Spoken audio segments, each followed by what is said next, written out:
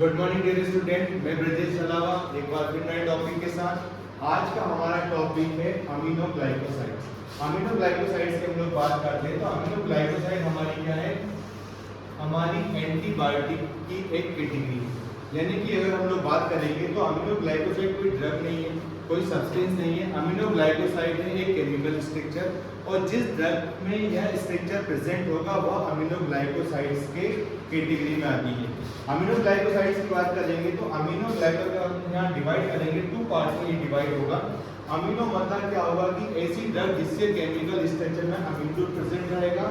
Glycoside की हम लोग बात कर रहे हैं तो ऐसे इनमें क्या रहेगा, इसमें ग्लाइकोसाइडिक बॉन्ड प्रेजेंट होता है, यानी कि दोनों वर्ड जब आपस में हमारे मिल रहे हैं तो उस कंडीशन को हम लोग कह रहे हैं यहाँ पे अमीनोग्लाइकोसाइड्स, क्योंकि इसमें अमीन ग्रुप प्रेजेंट है, NH ग्रुप प्रेजेंट रहेगा। दूसरा क्या रहेगा, इसमें ग्लाइकोसाइडिक बॉन्ड हमारा प्रेजेंट रहेगा। इस कैटेगरी की अगर बात करेंगे तो इस कैटेगरी की जो भी ड्रग होगी वो हमारी नैरो स्पेक्ट्रम ड्रग होगी।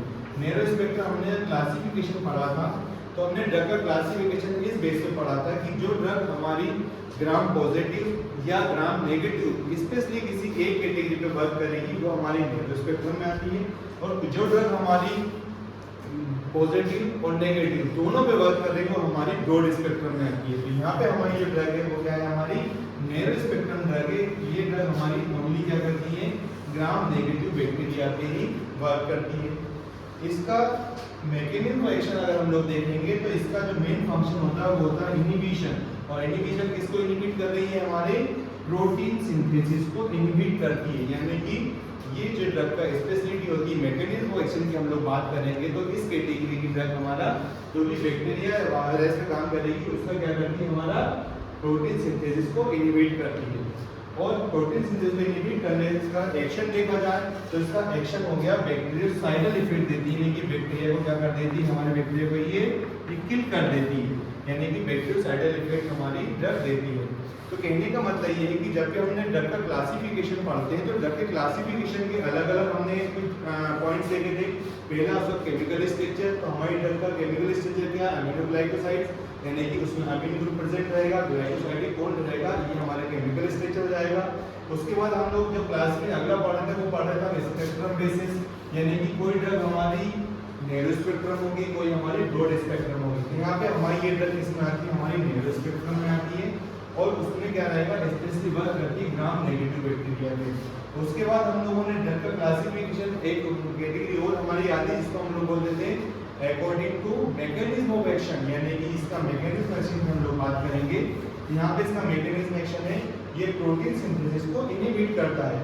और उसका लास्ट हम जो क्लासिफिकेशन एक और देखा था उसका मतलब था कि किस तरह का एक्शन वो हमारी बॉडी में देती है, यानी कि बैक्टीरिया को क्या कर रही है यहाँ पे, या तो साइडल होगा या फिर स्टैटिक होगा, तो ये हमारी क्या होती है, बैक्टीरियोसाइडल इफेक्ट देती है। अब अमीनोग्लाइकोसाइड हम लोग जानते हैं कि ये हमारी क्या है, कैटेगरी है। उस कैटेगरी के अकॉर्डिंग देखा जाए तो इसकी जो फर्स्ट ड्रग हमारी इंट्रोड्यूस हुई वह ड्रग हमारी थी स्ट्रेप्टोमाइसिन।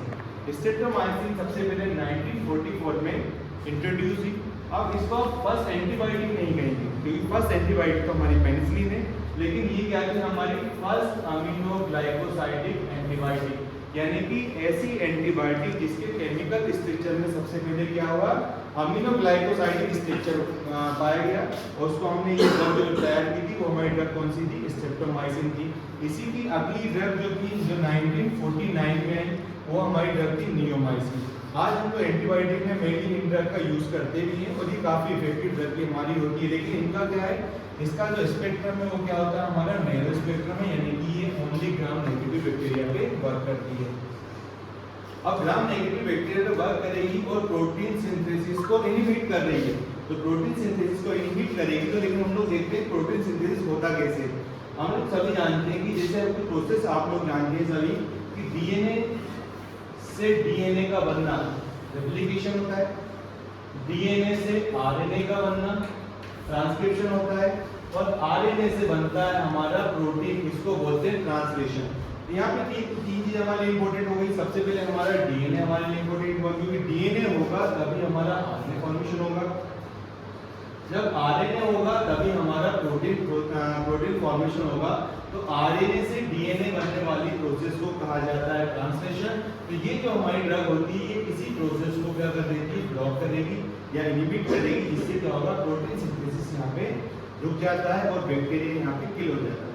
अब ये किस तरह से वर्क कर रही है, आप देखिए आरएनए को फिर हम लोग बात करेंगे तो 3 टाइप्स के आरएनए हमारे बनते हैं, सब लोग जानते हैं, आरआरएनए, एमआरएनए एंड टीआरएनए। यहाँ पे क्या होता है, आरआरएनए इसको कहा जाता है राइबोसोमल आरएनए।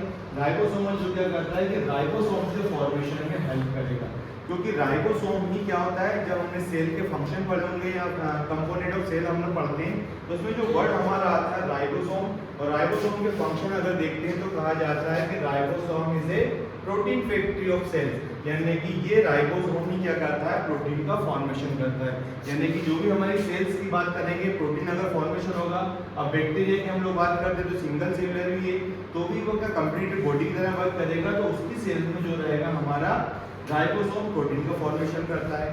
तो यहाँ पे इसका काम होता है सिर्फ फॉर्मेशन ऑफ आरएनए, यानी कि आरएनए के फॉर्मेशन में हेल्प करेगा।